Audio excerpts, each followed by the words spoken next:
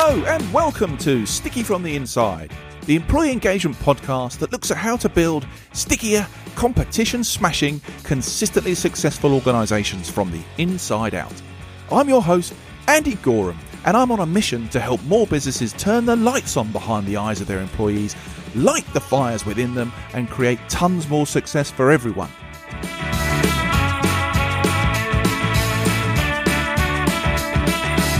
This podcast is for all those who believe that's something worth going after and would like a little help and guidance in achieving that.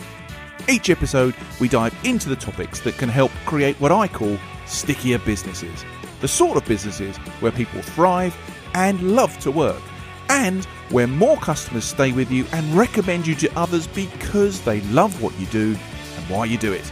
So, if you want to take the tricky out of being sticky, listen on.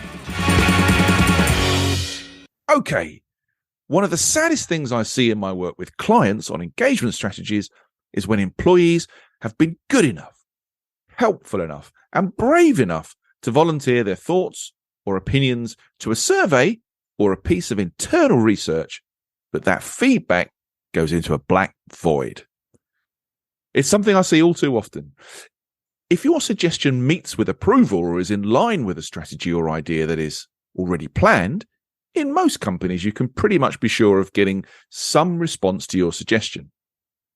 That's not the case, though, if your idea isn't considered to be right for implementation. Most of the time, you just get some deafening silence. I would argue that everybody should get some form of genuine communication back, even if it's just to say thanks. But even more so if your suggestion isn't going to make it. You'll never see it happen. So you'll never be one of those people that can think, hey, one of my ideas made it. Fantastic. It would be fair for you to assume at that point that no one has listened to you or that you've been ignored. And how is that going to make you feel? At best, probably unlikely to volunteer your ideas again. And at worst, disconnected from the business totally, feeling unloved, unvalued, and ready to find somewhere else. This doesn't just happen when we're looking for new ideas or on innovation drives. A quick dive into the verbatim comments on most engagement surveys will show you the same thing happens there too. How many times have you been told in the run-up to a survey that it's vital that you complete the survey so we can hear what you think and how you feel about working here? Plenty, I'm sure. You click the link, you've completed it, you're honest, you're open, you provide additional feedback when asked, and yet all you get back in return is a headline score for business's engagement and a list of things that will be looked at if you're lucky. Now, 67% of your employees are just present.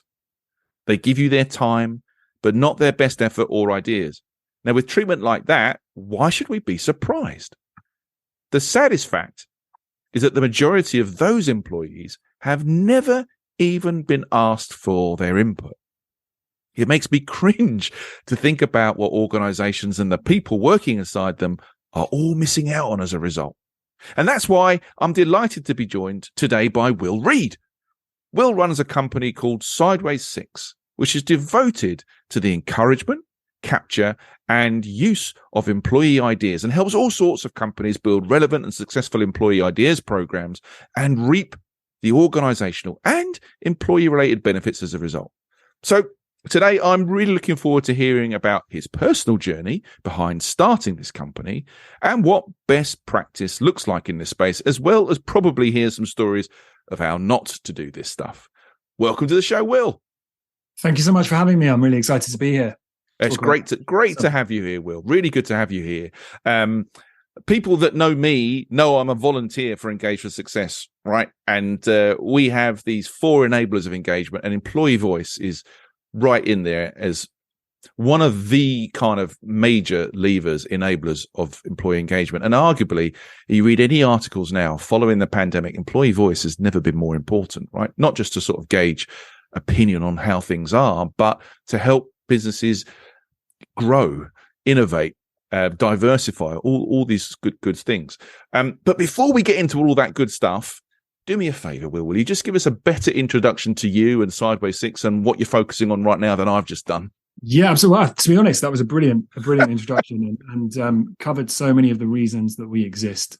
So we exist to help bring good ideas to life every day, everywhere, from everyone, and that's kind of emblazoned on our walls and everything that we do. We do that through idea management software and advice and services. We believe passionately in the power of employee ideas, not just the power of the ideas when they're implemented to do good stuff. So to help kind of open up new revenue streams or make employee experience better or reduce costs or increase efficiencies, all of that good stuff, the classic things that we know happen when good ideas come to life, but also the power of the process to engage people, to make people feel that little bit better about where they are working, to make them not part of that 60% that are just turning up, but not particularly engaged in what they're doing.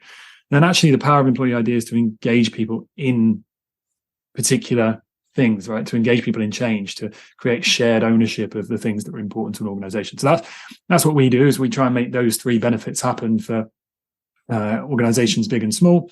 And we're kind of stubborn on the purpose, flexible on the how. So over the years, we've built various product to make that happen. And we've started to offer services, all of that good stuff. Very proud of everything that we've achieved, doing it for some awesome companies and then doing it in hopefully the right way as well. So trying to build a culture ourselves which is engaging and which people really enjoy doing their best work in.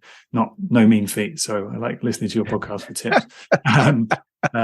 Outside of that, I'm pretty nerdy about all of this idea stuff and company building stuff. Outside of that, to get my kicks, I like to box, amateur kind of DJ, and like to create and take myself to the limits really outside of work. Amazing. That's fantastic. What I love about all of that is the word stubborn when it comes to purpose, right? I mean, what's the point of having a purpose if you're not like properly wedded to it and totally aligned to it, right? I only wish many more businesses were that committed to their purpose, right? I think we'd all be in a better place. I'm fascinated to talk to you today because I think in my own experiences back in corporate land, either trying to contribute ideas, as most of the time that was probably a lot of my job, but also being on the receipt end of it and trying to deal with these things and it never really gaining much traction. I'm really interested as to where the genesis for all this thing came from you. What happened in your career to make you think, right, here's a space I can make an impact on, and I know it's going to bring a benefit. What happened to you? Where did it come from? Well, I think my experience will probably resonate with some of your listeners. I think all but the very luckiest of us have had at least one experience during our working careers where we felt like we are not a part of the bigger whole, where we are not consulted, listened to, heard, where actually our ideas and our opinions don't particularly matter at work. And I certainly had that experience early on in my career. I joined a graduate scheme at a big company. I was the definition of kind of a small fish in a big pond. And even though I'd been excited to go into the role, after 6 months there, my excitement and enthusiasm and engagement had really diminished. And that had mainly been because I'd had this experience of kind of speaking to our customers. So for me, it was B2B customers, but speaking to our customers, hearing insights, and then really having nowhere to go with those insights and the ideas that they led to, right? So I had these ideas about how our product could be better. I had these ideas about how the experience for the customer could be better. And now, granted, as a graduate, without a huge amount of context, a load of them might have been rubbish. But some of them might have been interesting, and some of them might have been a little bit interesting. But if I had been able to get a load of other minds on it, they might have turned into something really interesting. But there was no opportunity for that. And what that led to is, instead of kind of going out and putting these ideas forwards into the world, they got discussed with a little bit of a tinge of resentment with my friends who didn't work at the company on a Friday at the pub. That experience really stuck with me. And then at a later date, I moved into working in an agency, and we were building tools for big organizations. And I ended up speaking to the company that I used to work for. And it turns out that they actually had multiple employee ideas platforms in use at the company. So So I found that quite interesting, because I'd had the experience that they didn't listen, and it turns out that they did want to. So actually, it turns out that the desire was there from the company, and I'm sure actually, if that experience had been relayed to the CEO or the CHRO or the head of comms, they would have thought, that's terrible. That's not what we're trying to do here. We absolutely are trying to listen. Yeah, but that's not what happened. So then it struck me that it must be something in the process or the mechanism. And that's where it came from. That's where the thought came from. Can we build a mechanism that works to help employees be heard and to help companies listen and actually leverage people's ideas? I think it's interesting as well. You think about you coming into a business as a graduate, right? You're at that point probably at your most excited, knowing the graduates I've worked with in the past, properly confident, going to be here, make an impact, right? But to have ideas or thoughts not really go anywhere and just sort of fall into a vacuum can be quite, I guess, demoralizing, right? And it can dampen that enthusiasm. And already we've kind of watered down the product we've just bought as a business. 100%. And I think on the other side of the coin, it's really interesting when you're in receipt of lots of ideas, because I remember, and I don't think I've told this story on the podcast before, but I remember in marketing, trying to engage with employees in the early part of my career and looking for suggestions for promotions and other bits and pieces that we could do. And I had one guy in payroll processing who literally 5 times a week would send me ideas. Now, great, right? But they were mad. And were way, way, way bigger than we could ever afford to do. But it was constant, and I kind of got into my head, look, either I can shut this guy down, or I can ignore him, or I can kind of just move on. But I took the decision to kind of, each time he sent an idea, I would pop round and explain why perhaps we weren't able to sponsor the Premiership or something, and why we couldn't do this. And I think he appreciated having a chat, but the ideas kept coming. And this went on for maybe 18 months, right? Mm-hmm. And I built a lovely relationship with him, but I was still getting mad ice ideas until one day, one of these ideas was an absolute corker. And we implemented it. It went really well. I'm not going into the details of it, but it was a fantastic idea. Now, I always look back at that personal pain for 18 months and think, wow, if I hadn't gone through that, I wouldn't have landed on this big idea, right? I mean, that must be something you see? I love that. As a problem. Yeah. I love that. And there's actually been studies that suggest that as long as you handle people's ideas well, even if you are kind of quote unquote rejecting them again and again and again, it can get into double figures with people kind of continuing to bring ideas to the fore. And it just shows that like people want to be heard, people want to contribute, people want to contribute to the success of an organization outside of their narrowly defined role. And if you give them that opportunity, then sooner or later there will be a good idea. Now, how you get more of those good ideas, again, quote unquote, versus quote unquote bad ideas, or how you get more ideas that are actually likely to be implemented and see success versus ideas that are unlikely to be implemented and are unlikely to lead to success. There's a bunch of things that you can do. But I think what you've just talked about there is the importance of creating a culture where people feel like they can stand up and be heard. And if you had said that first time, or if you the first time or the second time or the third time, if you had either said, I'm not interested, which is effectively what a lot of organizations are doing. If you just tell people, say, your new big sustainability strategy, or if you just tell people, right, we're focused on efficiency now, and you don't say, so how are we going to do it, team? Or you don't say, we've got 80% of the plan, but we're interested in the 20% coming from our people. You're effectively saying, we know best, and we're not interested in what you think. That's not a conversation, is it, Will? That's not a conversation. It's a monologue. The second thing that you could have done, and then to draw the analogy there, is you could have listened to him, or at least let him say his bit, and then completely ignored it. So you could have not kind of processed it in your head. You could have been like, oh, here we go again. There we go. Let's just ignore it. And then he could have not heard anything back from you and then felt disengaged in that way as well. So, and that is what happens with a lot of organizations with things like surveys, or if you try and run an ideas program because you get excited about the prospects and it all goes wrong. It's really disengaging actually to get excited and to think, yeah, they're really listening, and then crickets and then nothing. And so you've kind of highlighted a couple of the ways that you can get this wrong. Now, if I was to give you tips on how to deal with that person again, one of the tips I would give is to give as much context as possible. You mentioned in your introduction that actually, if an idea is likely to fit into the predefined strategy or challenges or whatever, it's more likely to be implemented. And though I think you're right to draw on the challenges of that, i.e., like, what about those outside the box ideas? Yeah. There are some benefits to that, right? Every organization is trying to achieve something. Ideally, they're trying to achieve a noble purpose at the top, and ideas that go into that purpose should be considered. But if also they'll be trying to achieve something in the short to medium term, so they'll have some kind of strategy or mission or midterm goal, and then they'll have all like parts of the organization focused on objectives that lead up into that. Now, if you can give as much context as possible as to what the organization is trying to achieve in the long, medium, and short term, and give as much context as possible to what you or your department are trying to achieve in the long, medium, short term, you're going to start skewing towards the types of good ideas that can be implemented. So that would be one of the things that I might kind of look at. And that's one of the tips that we always give to people that we're talking to around setting these types of programs up is give as much context as possible.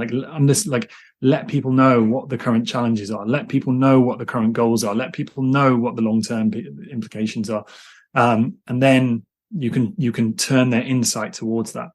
Another thing would be to, when you are setting this up, and if you are taking that kind of challenge-based approach, to look at setting those challenges or those themes or those campaigns up in what we call the kind of golden trinity of, which is a pretty grand name, but you can pick 3 concentric circles, and you want to be asking for people's ideas in the middle of these 3 concentric circles. So first off, it needs to be something that the organization cares about. All that stuff that I've just talked about, the really long-term stuff on our purpose. So our purpose is, as I said at the beginning, bringing good ideas to life every day, everywhere, and from everyone. So if any ideas come up that could help us to do that, even if it isn't to do directly with idea management software, even if it isn't to do directly with idea management services, even if it's some crazy out-of-the-box idea, I'm interested, because if it helps us get towards our purpose, that's a good thing. The second concentric circle to be thinking about is, do employees care about this? Is there likely to be a degree of enthusiasm, interest, even frustration about this topic?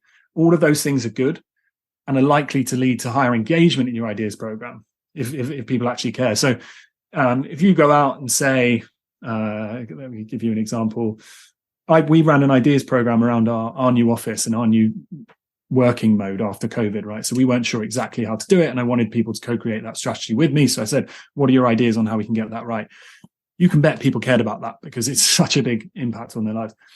If I was to go out about some, like, how do you think we should deal with our tax, our kind of inter-country tax affairs, might be a bit of a snooze fest. You might not get too much. Then the third concentric circle is, are employees likely to have some kind of insight here that would lead to good ideas? And this is where I get so excited about frontline organizations implementing these ideas programs, because there is so much insight bubbling around. If you look at a retailer, if you look at a airline, if you look at any organization where there is some kind of frontline interacting with your customer, there is likely to be so much insight in that front line. And of course, all employees are likely to have areas where they have insight. But that's your 3 to look at to build more, to get a higher likelihood of great ideas. It's does the company care about this topic? Do employees care about this topic? And are they likely to have some kind of unique insight that might lead to some great ideas? I love that. I really love that model. That's really nice and simple and sets a very good tone. Naturally, I also like the fact that in there is this link to purpose and values. And just to check back a sec, and you were talking about at the start that when you were the graduate and you had all these ideas and they were kind of falling apart, did you have that connection to the organization's purpose and values, or were you disconnected from it at that point? Yeah, I was disconnected from it, to be honest with you. I didn't really know what our purpose and values were. I'm sure during my onboarding I was told them, but it wasn't an organization where they were really consistently brought to life. We were also part of almost like a satellite office, a business that had been bought by that company, and that probably didn't help. But I think one of the kind of things that we talk about is to just give context till you're bored of it. Give context till you're frustrated about it. Give context till you're annoying yourself by saying it yet again. Like, that purpose needs to be drilled into people. It needs to be the beginning. I mean, for us, we start every monthly update with our purpose. We start every quarterly update with our purpose. I reference our purpose all the time because it's so important. But I didn't feel that organization, and that probably led into, like, with that context, you can do amazing things, right? With that context, you can have ideas that are nothing to do with short-term goals that still might be amazing. Without that context, you might be trying to sponsor football teams, or we were brought in once where a company had launched an ideas program, and there was some real skeptics about ideas programs because they said, look, we launched this, and the idea that actually bubbled up to the top that got the most traction was that we should put an ice cream machine in the corner of every office. Right. And I was like, well, what did you ask them? What did you ask people for their ideas on?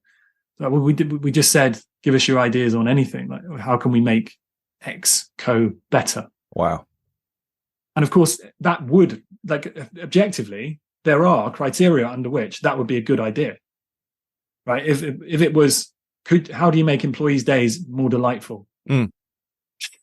That probably makes your day a little bit more delightful if there is unlimited ice cream in the corner. Probably also doesn't do great stuff for your health, doesn't do great stuff for the finances of the company. There's a load of criteria under which that makes no sense. But you have to give the context to what you're trying to achieve in order to get the ideas. And I think I probably didn't have that. You're right. So that's a fascinating link. And then looking back to your 3 concentric circles, with one's missing for you straight off the bat, right? Your top circle of, well, what the organization cares about, you're not related to. So already your ideas are kind of already on their radar. They're deficient, right? They could be great. You could have something that you really care about, and you've seen there's lots of problems. So you're covering off the care and you're covering off the insight, but the lack of connection means maybe it's a bit misdirected. That's a really interesting model to start to look at things through. Thank you for that. I guess what we're starting to talk about here is the two-way conversation, the thing about listening, hearing, and action, though, right? I mean, because there are probably hundreds of ideas that are living out there, but not living because they haven't gone anywhere, or there's been lack of feedback, or there's been no action taken. So I guess what we're really talking about here is listening to and giving employees a voice, making them feel involved and connected to the mission and the context, and I guess the performance journey that the business is on. Mm-hmm. And so in the world that you've now tried to create, right, what's the difference between success and failure here? I mean, clearly it's going to relate back to your model, but what do you see in the client work that you do that is the definition of success and failure? Yeah, absolutely. So typically, it's companies are trying to implement this for one of 3 reasons, usually. I mentioned them earlier, but they're either trying to get the benefits from the implemented ideas themselves, and depending on what they're turning the ideas program towards, be it cost savings, or be it sustainability, or be it innovation, or be it whatever it might be, customer experience, those implemented ideas will mean different things. But this is the typical one, right? There's cold, hard ROI if you can find an idea which fits in with everything you're trying to do and you implement it. There's two other goals that companies might be trying to achieve when they start a program like this. It might be that they are trying to generally increase employee engagement. It feels good to be heard. We have one customer where, off the back of an ideas program, 76% of the people who contributed to the ideas program said they now felt closer to the business as a result of having done so. So just general employee engagement in your business. It feels good to be heard. If I had had this experience, I think I would have been much less likely to be moaning, much less likely to my mates on a Friday, much less likely to have left before the end of my graduate program, all of that good stuff. Then the third benefit is to engage employees in particular change and create shared ownership of change and goals. So that is the example of sustainability. Rather than telling people that we care about it, getting them to co-create. And there's this concept called the endowment effect, or the IKEA effect, that's studied to tell us that if we help to co-create something, we place more value on it. I.e., like if I got two sets of drawers exactly the same from IKEA, one of them was from the section the bit just before the tills where it's all pre-made and it's still good. I'm too busy thinking about dime bars at that place. And then there's another one that you went home and you spent an hour building the bloody thing, and somehow you care a lot more about that one. Yeah. And you put a lot more about that's been studied. It's called the endowment effect. And by asking people for their ideas around particular strategies and implementing some of them or particular change, you are creating that endowment, that shared ownership of those goals. So companies are trying to achieve one of those three things. Now, how do they measure success on those? It's usually there's only a few different things that you want to be looking at. How many ideas are you actually? So actually, we'll start right from the kind of very end. So you might be looking at ROI. So of the ideas that were implemented, what did they do to our company? Did they reduce carbon emissions? Did they improve customer experience? Did they reduce costs? Did they open up new revenue streams? Mm-hmm. One thing to look at. We'll now move slightly to the left, slightly of the funnel, and you might look at how many ideas did we bring to life? So we said we wanted to run an ideas program because we actually cared about bringing the ideas to life, which is key. And without that, you kind of kill the flywheel. Without bringing ideas to life, you don't have the stories to talk about. You don't get the funding to keep this thing going. You don't get employees engaged. So you look at how many ideas are you bringing to life? The third, if you move slightly to the left of the funnel again, you might look at some metric of quality of ideas, right? So how many of these ideas meet a kind of quality metric? Are they, for example, aligned to the things that we wanted them to be aligned to? Are they implementable? Are they likely to lead to benefit? And then you can go on to how many people did you engage as a metric of like creating that shared ownership. So how many people did you actually engage in the change? And did you engage a high percentage of people? Did they have a good experience? So there's a bunch of metrics almost from right to left of a typical funnel that you might be thinking about in terms of success. And if you are consistently implementing lots of ideas, ideally with some kind of trackable ROI, so that the kind of finance pods are happy, and you're engaging a lot of people, they're having a good experience, then you are onto a winner, and that's where you're going to see those benefits.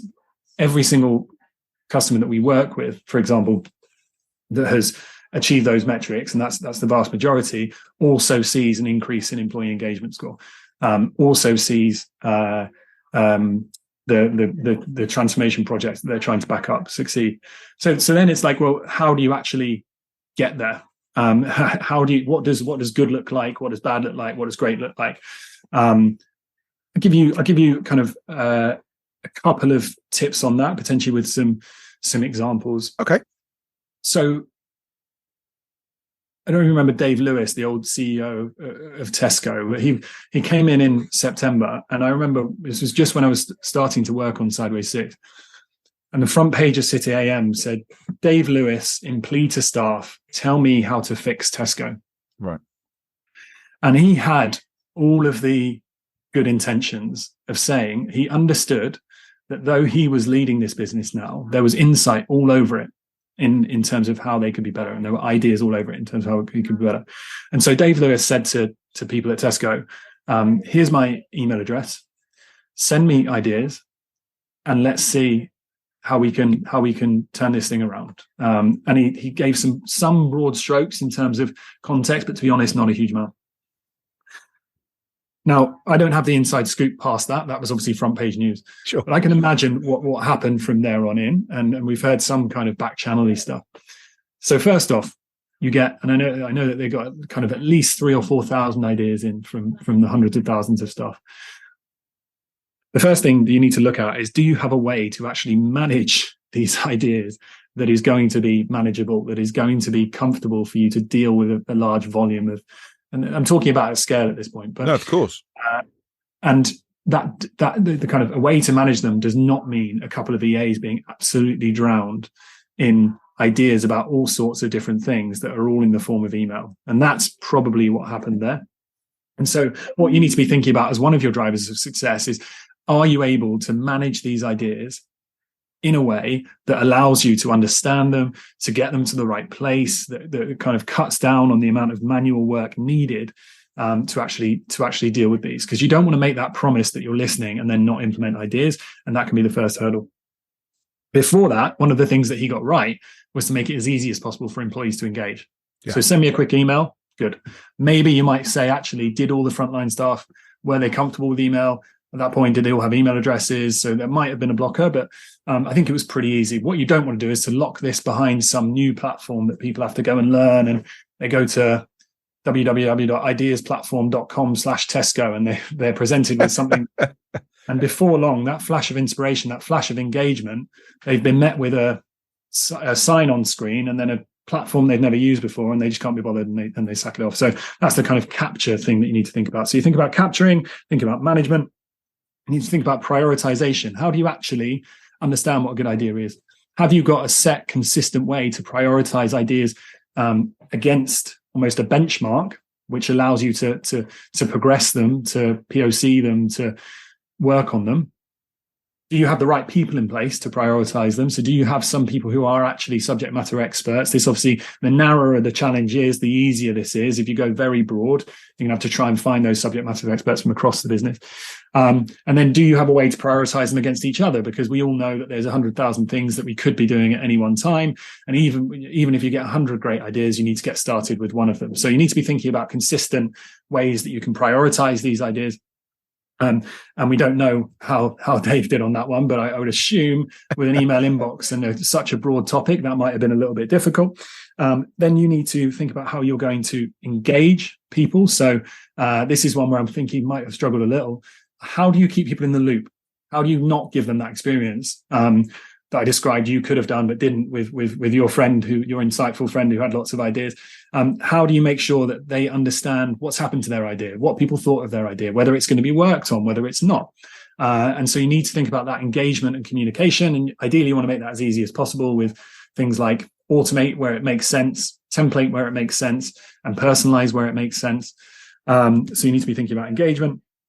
And then there's a couple of other bits around like analysis and implementation. You need to understand what people are saying en masse, and you need to actually bring ideas to life. And that's around things like resource. Do you actually have the space and the resource to work on some ideas? Have you made sure that you're working with someone who can help you to bring these ideas to life? But also around kind of technology. Are you going to stay the course? Do you have a way to track these ideas and make sure that none get kind of slip through the cracks? And then just some other things that you need are things like a bit of perseverance. You need to be thinking about what we call the ideas flywheel. So totally stolen from Jim Collins, but the flywheel metric should be bringing ideas to life. So can you get a couple of those early wins that you can celebrate and feedback? And where it works really, really well. So a couple of examples to tell you about would be M&S run a fantastic ideas initiative. They actually, for my money, probably have one of the oldest ideas initiatives in the UK. We've seen some amazing kind of promotional material for these ideas initiatives when they were first launched at Marks and Spencer way back when. At this point, it's called Straight to Stuart. And it's basically a campaign that's run by their CEO. And it's really heavily linked to the stage of the business that they're in. So they have an internal name for the stage of the business they're in. They link this campaign to it, make it super easy for employees to get engaged. They just use Microsoft Teams. That happens to be what they use. In terms of the management piece, they've got a really great structure to understand the ideas, get them to the right people. They have fantastic people who are looking after the scheme. They've got clear ways to prioritize. They've got clear ways to engage people along the way. They've got clear ways to analyze and to bring those ideas to life. And everyone understands the importance of the scheme. And what that leads to is thousands of people engaged on a monthly basis, loads of great stories of ideas that have been brought to life, and a kind of warm feeling, but also employee engagement score increases. It leads to engagement in that stage of the company's business. So that's one that's more on the employee engagement side of things. But Another example would be at Balfour Beatty, where their CEO, Leo Quinn, leads the Employee Ideas Initiative. It's called My Contribution.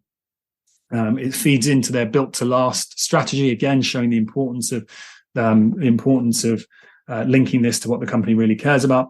And there, it's definitely an employee engagement initiative, but it's got some really cold, hard ROI thanks to how they run the program. So they let people know what they care about early on. They care about the things that make them a successful business: employee experience, safety, cash in, cash out, sustainability. And they make sure that each idea aligns to one of those. They have very clear paths to implementation. And they've released figures showing that kind of the ideas themselves that have been implemented have led to over £20 million worth in cost savings in just a few years. So yeah, there's some incredible examples out there, but they broadly get those 6 pillars right. They capture correctly, they manage correctly, they prioritize correctly, they engage correctly, they analyze correctly, and they implement. It's such an important thing, and it can be really complex, right? And especially at scale, dealing with these things. So I think those sort of 6 steps lay that out really, really nicely. I guess behind the scenes, and also I guess as a consequence, we might quickly come on to some of the associated benefits here, is that this can help, I guess, set the platform for psychological safety, positive feedback, all these sorts of things by getting more involvement. Because I guess you've got to have a bit of a culture that is encouraging people to offer their ideas, to put themselves out there, right? It takes a little bit of courage to put an idea out, because there's a little bit of your soul that goes with it, right? And if it's ignored or binned off, well, that's a little bit of your soul gone, right? And so might not do that again. So how important do you see the things around having a strong, psychologically safe kind of background platform to work off, and then how these companies are dealing with the feedback? Because you talk about automate and personalize where possible, but how's that really come to life? Yeah, so listen, it's our dream when a company comes to us and it turns out that they have an incredible culture where everybody feels absolutely psychologically safe, and they all want to, there's no hesitation to sharing ideas publicly.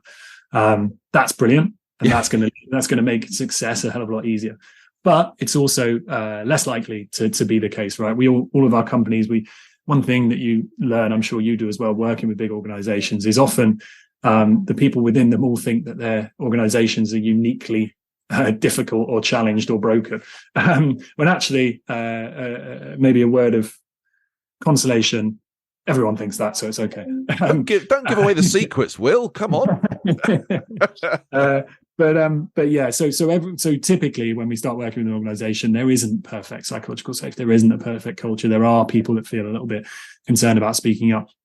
And that's where you've got to kind of build your beachhead. You've got to find the people who are most receptive to this stuff, and you've got to run this on a smaller scale. You've got to be a little bit more targeted. You've got to kind of by hell high water bring some of these ideas to life. And then you've got to shout about it. And you've got to start turning those skeptics around. You've got to start building that psychological safety that says, even if previously we weren't 10 out of 10 amazing at this thing, even if previously some of your skepticism was warranted, we're doing this now. We are really listening. The ideas really get brought to life where possible, and you too can join in. And you just start to kind of thaw the organization almost, and make people a little bit more receptive bit by bit, and kind of using that old adage of actions speak louder than words. You prove it. You show that we are really listening and we are really, really doing it this time. And then so that's how I would go about kind of dealing with an organization where the psychological safety is a little bit on the low side. You can get there, and this can become a catalyst for that organizational change and that cultural change. And that's amazing to see. Because as I say, people feel closer to the business, they feel more heard, and they're more likely to go out. The other interesting thing is that some proportion of the employees that engage become raving fans of the program and kind of go out and spread the word, which is a really interesting thing as well. On the second bit, how do you get the messaging right? So when we talk about automation, most of what we suggest being automated is positive or administrative. So we all expect, if we make a purchase online, that we're going to get a confirmation email. If we put an idea forwards, we want to get a confirmation message just saying, hey, we've got it. Here's what you can expect, right? It allays the fear. So we can automate that away. If an idea progresses through pipeline, we can automate that probably, right? Because it's a positive message. It might not have got to the point where it's getting really detailed feedback just yet. We can automate that away. We can also automate things like if an idea is getting super popular on your collaboration tool, then we can just send. But when it comes to actually delivering some of those more sensitive messages, that's where you want to start entering a degree of personalization. Ideally, it's kind of templated, so you don't have to personalize everything. But you want to basically show people that they were heard, they were considered, and in a non-generic way. So you want to say, look, thank you for your idea. We really liked this and this about it. But on this occasion, we're not going to be able to prioritize it because of this, this, and this. And I think that's what's important. You have mentioned many benefits here today, including the finance one for all the finance guys out there of ROI and improvement and all those good things. We've talked about the push for innovation. We've talked about the whole engagement bit, which is bang on for this podcast. So we've got loads and loads of associated benefits. Well, we've come to the part in the show I like to call sticky notes, which is where I'm going to ask you to summarize all of our discussions and consolidate your 3 best pieces of advice on how to bring employee ideas to life that could fit onto 3 little sticky notes. So if you were to leave us with 3 top tips on how to do that, what would be on your 3 sticky notes, Will? I'll just start by saying I love that this is sticky notes because the post-it note was an employee idea at 3M. Yes. So I love that. And they are an incredible organization, and that's a product that changed the world thanks to a little bit of insight from an employee. My 3 kind of bits of advice to get this right are context and context until you get sick of it. Just keep providing it. The long term, the short term, the medium term, what makes a good idea, what you're focused on. Keep providing that context in all the sorts of ways. Tell them, show them, reinforce it when you bring the ideas to life as to why those ideas were brought to life. The second thing is if you do have that culture that needs thawing, be okay to start small. You don't have to start really, really big. You can build up your tribe of believers. You can go to the leader that most believes in this to start off with. You can find them and you can start from them, and then you can gradually create the massive change that you want to. But it can start from a really small seed. And then the third, and I'm totally stealing this. I'm kind of obsessed with this phrase at the moment, but I'm stealing it from, I think it was Tim Ferriss or James Clear. They had a podcast where they talked about habits, and they said, one of the interesting questions to ask yourself about habits is, what would this look like if it was easy? So if I want to achieve this goal, there's a way in which I could make this easy, and there's a way in which I can make this hard. What would this look like if it was easy? So I'd encourage you to think about that from the point of view of employee ideas. How can we make it easy for employees to engage? How can we make it easy for us to understand what a good idea might look like? How can we make it easier for ideas to be brought to life? And generally that means at the beginning, narrowing down the scope a little bit. It means going where the employees already are. It means finding the more enthusiastic people. And then over time, the bigger change is going to become easier. So yeah, context until you get sick of it. Start small and think about how you can make it easy. Well, perfect sticky notes. And yes, the link to the 3M thing is just wonderful serendipity, I think, for today. Just brilliant. Will, love it. I've really enjoyed this conversation. Really insightful. I love the sort of Venn diagram model as well. Thank you so much for coming on today. Good luck with everything you're doing. It can only have great effect, I'm sure. Thank you. And thanks for having us. And if anyone's interested in this stuff, we have a bunch of resources. So just Google Sideways 6 and we should be able to help you out. And tell us your stories of bringing ideas to life. We'll put that link in the show notes for sure, my friend, so people can kind of access. Thank you so much. All right, my friend, you take care. Cheers. Okay, everyone, that was Will Reed. And if you'd like to find out a bit more about him or any of the topics that we've talked about on today's show, please check out the show notes. So, that concludes today's episode. I hope you've enjoyed it, found it interesting, and heard something maybe that will help you become a stickier, more successful business from the inside going forwards. If you have, please like, comment, and subscribe. It really helps. I'm Andy Goram, and you've been listening to the Sticky from the Inside podcast. Until next time, thanks for listening.